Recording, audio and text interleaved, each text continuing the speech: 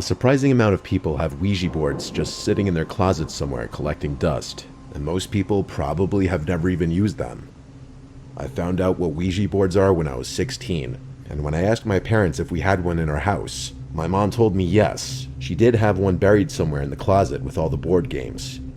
That closet was in the basement by the laundry room, the small closet with a bunch of my parents' old stuff. I was intrigued to try using a Ouija board because I was slightly superstitious. I had my mom help me dig through this closet without disrupting the integrity and neatness of how she sorted everything in there. And lo and behold, eventually she finds this old dusty box that simply said Ouija and had two hands holding the piece that moves around the board called the planchette. The box was kind of falling apart on the edges, even though my mom said they'd only used it a couple times ever. The first thing I did was text a few of my friends to come use the Ouija board with me that weekend when I'd be home alone, to make it scarier. My friend Liam, who was 17, had a car, so he picked up my friend Jack and they came right over. It was like 9 p.m. It was dark out, obviously, and my parents were gone for a couple nights. My younger brother of 2 years, Adam, was also home, so I asked him to join as well. We were going to play on the floor in the loft, which was converted into my bedroom.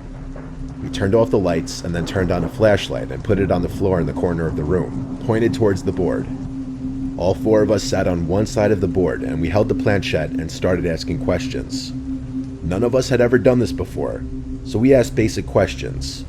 I said, if there's someone there, move the planchette.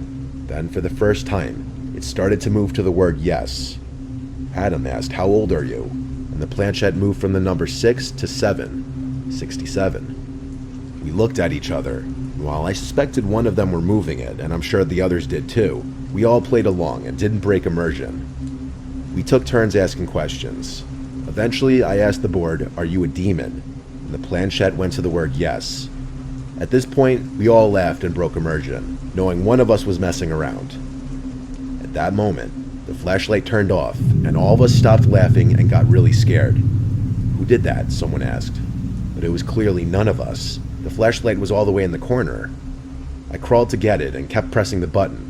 It wouldn't turn back on. I turned on my bedside lamp, and I saw the freaked out expressions on my friend's and brother's face. I said that was the most terrifying moment for the battery to die, but also part of me believed it wasn't a coincidence. We stopped playing after that moment, and we even left my room and went to the backyard just because we were all freaked out being in the house at that moment. I had to sleep in that room that night though, and when my friends left and Adam eventually went to sleep, I knew I had to as well.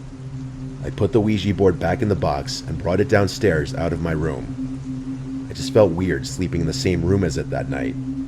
As soon as I turned off the light, I just tried to go to sleep right away, not sitting on my phone for an hour or whatever, like I usually do. As I was starting to finally drift off into a half-sleep state, something in my closet fell over. I immediately rose up and looked in the direction of the closet door. I flicked on the bedside lamp and walked over to the closet. It was a small walk-in closet where I kept some of my clothes. There's a light switch on the outside of the closet that turned on a single light bulb inside of it. I flicked it on and looked down at the crack at the bottom of the door. There were what looked to be 2 shadows cast by feet on the other side of the door. As soon as I saw this, I started screaming at him and ran to his room. I explained to him what I just saw and led him to my room to show him. When he came to my room, the light in the closet was still on, but the shadows at the bottom of the door weren't there anymore. I opened the door, and there was nobody in the closet, but there was something on the floor. It was a wooden box that I made in arts and crafts that I would put childhood memorabilia in. It somehow fell over and the contents spilled onto the floor. There is no draft in the world that would have knocked that over. It made no logical sense. I slept in my parents' bed that night and then the next, and for a week after that I slept in the spare bedroom. Eventually I would start sleeping in my own bed again, but I would never forget that night. I haven't touched a Ouija board since.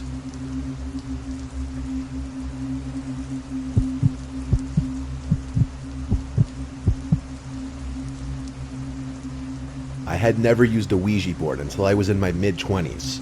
It was never something that interested me, but my friend George was very briefly talking to this girl who was into that sort of thing. Her name was Mandy. She was into exploring abandoned and allegedly haunted places. One day he invited me to go with them and her friend to this apparently haunted abandoned house about a half-hour drive away. He guaranteed me the friend was cute in order to entice me to go. I didn't have anything going on that night, so I said, why not? We would be doing this late at night. George picked me up first around 11 p.m., and then we drove to pick up the girls from this park. I had already met Mandy once, but not her friend. Her friend Carly had red hair, a nose ring, and sleeve on her right arm. Mandy had already been to this house before, and she said it was high in activity, a term I'd never heard till that point, but obviously could put together what she meant. I smiled a bit as she said it because I honestly laughed to myself. I don't believe in the paranormal myself, so I found it a little humorous. Mandy brought this big bag with her, so during the drive I asked what's inside. And then she goes and pulls out this box, a Ouija board box, and then she pulls out a candle. Then George said, oh, that's the surprise. Apparently her surprise to George was that we would be using a Ouija board in this abandoned house. I'm gonna be honest, that didn't sound super fun to me, but I was there for the adventure. Mandy directed George where to park when we got close. It was this really dark street with no streetlights, with an open field on one side and trees on the other. The house driveway was gated off, so we had to walk from there. We walked through some woods that led us to the backyard of the house.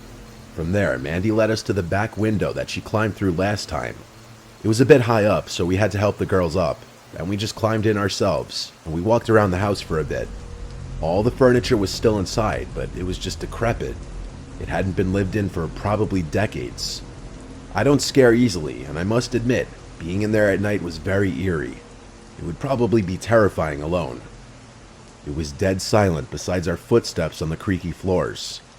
There were some old portraits of people hung on the wall.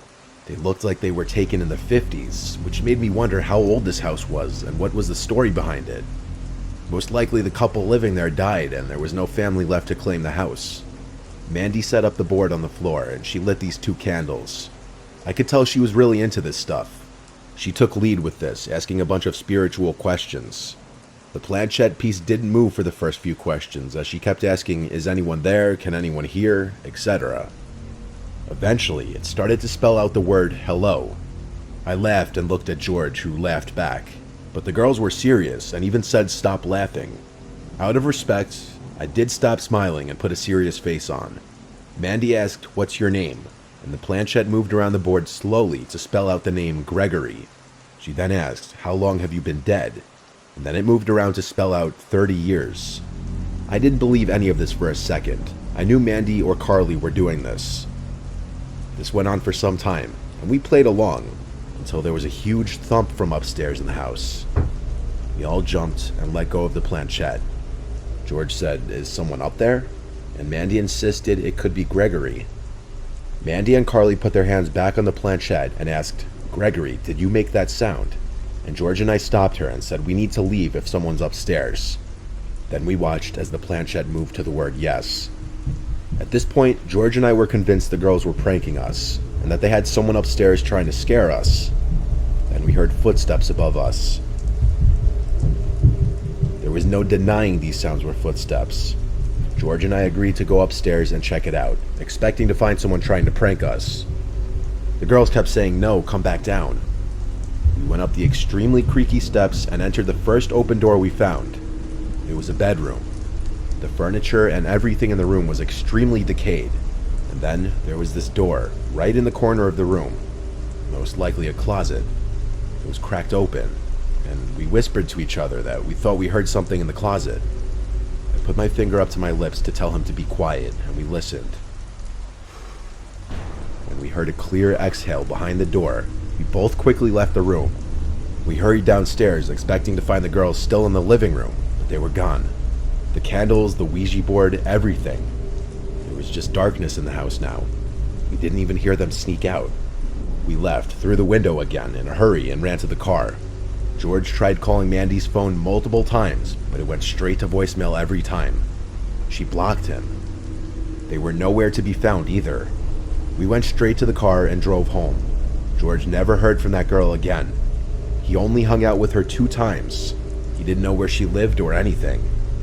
We did form our own crazy theory that they were in fact trying to trap us somehow, and the footsteps upstairs were from somebody they knew. It's also possible they never left the house, and that they were hiding somewhere inside. The more superstitious out there may believe that we did in fact speak to a spirit though, and something more supernatural was going on.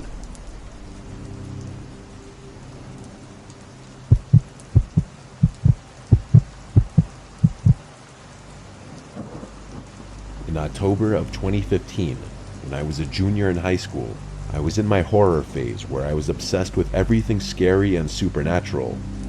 With Halloween coming up, I was also reading a lot of scary stories about Ouija boards and people's experiences with them. My curiosity was piqued, and so I ordered a Ouija board off Amazon, and when it arrived, I waited till a night our parents were not home to use it. I convinced my little sister to try it with me. We were at the dining room table with the lights dimmed, both of us holding the planchette. I asked the board some questions, and my sister and I both laughed because it was kind of awkward and funny. I started to move the piece around, trying to creep out my sister, but she knew it was me doing it.